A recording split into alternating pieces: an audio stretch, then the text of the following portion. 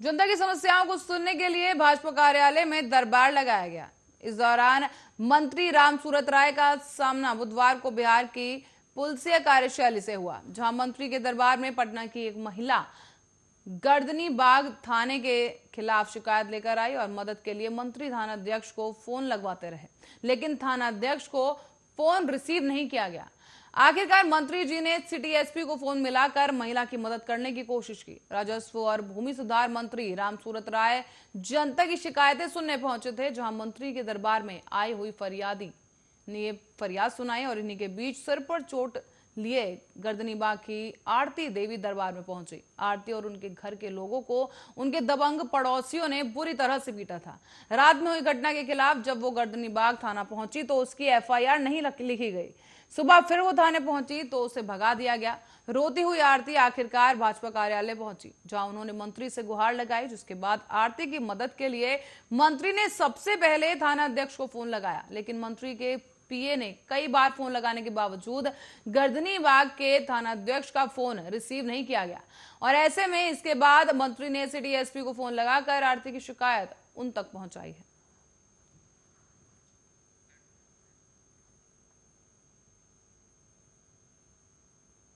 बिहार के नेता तेजस्वी यादव ने बिहार के मुख्यमंत्री नीतीश कुमार पर तीखा हमला करते हुए बुधवार को पूछा कि नीतीश सहयोगी हैं या प्रधानमंत्री नरेंद्र मोदी के गुलाम।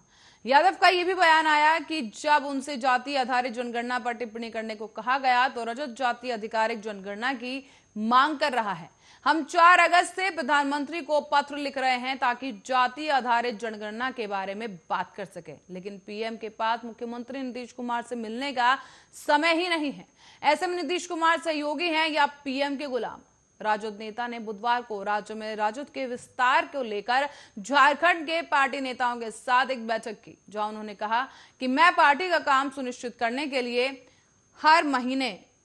हर महीने के तीसरे रविवार को झारखंड का दौरा करूंगा। इसी के साथ ही पिछली बार हमने कम अंतर से कुछ सीटें गंवाई थी, लेकिन इस बार हमने मुद्दों पर विस्तृत चर्चा की है। तेजस्वी ने आगे बताया कि संजय यादव झारखंड में राजद के प्रधान महासचिव हैं। ऐसे में प्रधानमंत्री को आड़े हाथों लेते हुए राजद नेता ने यह भी कहा कि बाढ़ की स्थिति की समीक्षा के लिए राज्य में एक भी केंद्रीय समिति नहीं भेजी गई।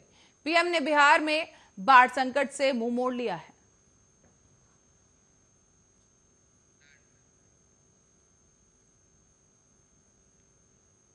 इसी बीच शहर के नवादा थाना क्षेत्र के बस स्टैंड से स्थित करमन टोला में गुरुवार की सुबह बकाया पैसे के विवाद को लेकर हथियारबंद बदमाशों ने एक युवक को गोली मार दी है।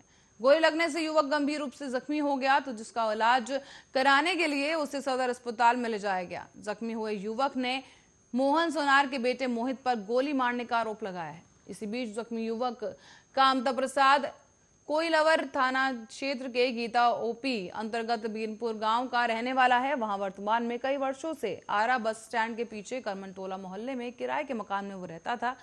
कामता प्रसाद ने बताया है कि उसने 3 साल पहले एक मकान खरीदने के लिए 21 लाख रुपए दिए थे उसके लिए, लेकिन बदमाश ने मकान किसी और को दे दिया।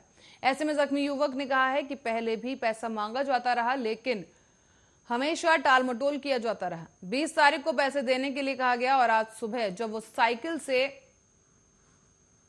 साइकिल बनाने के लिए बस स्टैंड गया हुआ था तो बदमाश द्वारा उसके पीछा किया जाने लगा और इसके बाद साइकिल बनवाकर लौटने के क्रम में वो जैसे ही अपने घर के दरवाजे पर पहुंचा तभी बदमाश ने पीछे से उसे गोली मार दी। घटना की सूचना मिलते ही नवादा थाना अध्यक्ष संजीव कुमार अपने दल बल के साथ सदर अस्पताल पहुंचे, जहां जख्मी की हालचाल पूछे और जख्मी युवक से पूरी घटना का मुआयना किया गया, जानकारी ली गई और गिरफ्तारी के लिए छापेमारी फिलहाल पुलिस कर रही है।